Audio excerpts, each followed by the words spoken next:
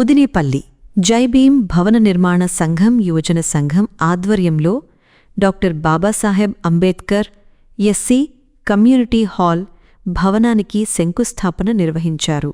ముఖ్య అతిథిగా హాజరైన ఐఏఎస్ డాక్టర్ పంకజ్ కుమార్ అంబేద్కర్ 135వ జయంతి సందర్భంగా విగ్రహానికి పూలమాల వేసి నివాళులు అర్పించారు.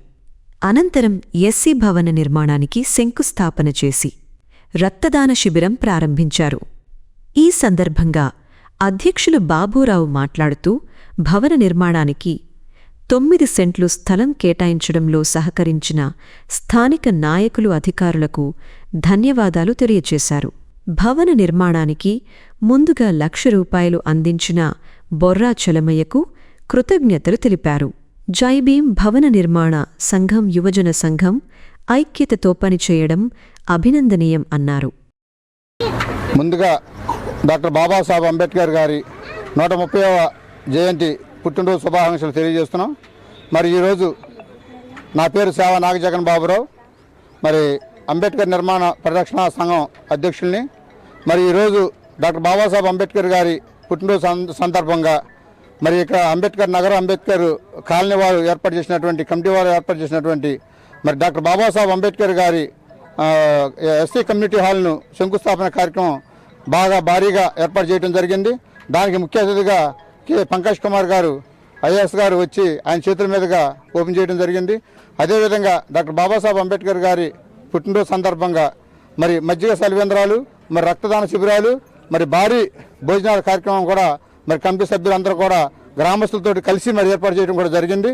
మరి ఈ కార్యక్రమం బాగా భారీగా జయప్రదం చేసినందుకు మరి గ్రామ కమిటీ తరపు నుంచి, గ్రామ యూత్ తరపు నుంచి, అంబేద్కర్ నిర్మాణ కమిటీ తరపు నుంచి అందరికీ బాబాసాహెబ్ అంబేద్కర్ గారి పుట్టినరోజు శుభాకాంక్షలు తెలియజేస్తున్నాం. అదేవిధంగా మరి ఇక్కడ ఉన్నటువంటి కూటమి ప్రభుత్వ నాయకులు మరి మాకు డాక్టర్ బాబాసాహెబ్ అంబేద్కర్ గారి స్థలాన్ని మాకు పంచాయతీ తీర్మానం కానీ లేకపోతే ప్రభుత్వం తరపు నుంచి అన్ని విధాల హక్కులు మాకు కల్పించి మాకు మరి ఇంత స్థలాన్ని మాకు కేటాయించి ఎంతో విధిగా మాకు సపోర్ట్ చేసినటువంటి వారికి మరి కూటమి ప్రభుత్వం నాయకులకి, మరి ముఖ్యంగా ముదినేపల్లి మండల నాయకులకి మేము జైభీములు మరి కృతజ్ఞతలు తెలియజేసుకుంటున్నాం.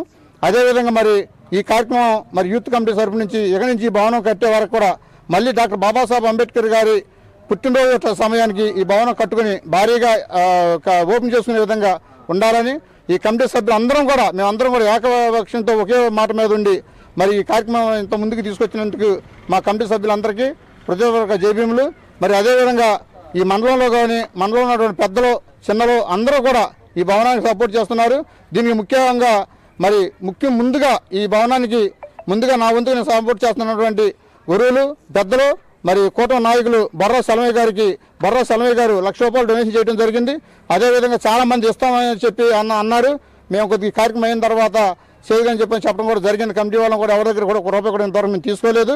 ఇదే విధంగా మరి ఇస్తానన్న వాళ్ళు అందరి కూడా సపోర్ట్ తోటి అందరి చేతులతోటి ఈ భవనాన్ని భారీగా నిర్మించుకోవడానికి ఈ కమిటీ ఎప్పుడు కూడా కమిట్మెంట్గా ఉంటుందని చెప్పేసి తెలియజేస్తూ మరి డాక్టర్ బాబాసాహెబ్ అంబేద్కర్ గారు బస్టాండ్ దగ్గర ఉన్నటువంటి విగ్రహానికి భారీగా మరి పూలమాలలు వేసి అక్కడి నుంచి ర్యాలీగా వచ్చి ఇక్కడ శంకుస్థాపన కార్యక్రమం కూడా భారీగా జయప్రదం చేసినందుకు మరి ఈ గ్రామ ప్రజలకి, మండల ప్రజలకి, మరి జిల్లా నాయకులు, జిల్లా నుంచి వచ్చినటువంటి నాయకులందరికీ డాక్టర్ బాబాసాహెబ్ అంబేద్కర్ పుట్టినరోజు శుభాకాంక్షలు తెలియజేస్తూ ఈ కార్యక్రమానికి మరి ఇంకా ముందుకెళ్ళాలని చెప్పేసి సంవత్సరం బట్టి మొదలుపెట్టాము.